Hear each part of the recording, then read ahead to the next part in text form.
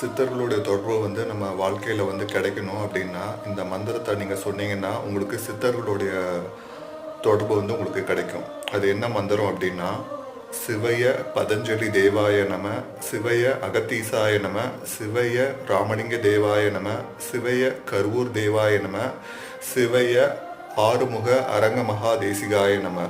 இந்த மந்திரத்தை வந்து நீங்கள் வந்து எவ்வளோக்கு எவ்வளோ ஜபம் பண்ணுறீங்களோ அவ்வளோக்கு எவ்வளோ வந்து உங்களுக்கு சித்தர்களுடைய தொடர்பு வந்து உங்களுக்கு கிடைக்கும். சித்தர்களுடைய தொடர்பு வந்து எல்லாத்துக்கும் கிடைக்காது.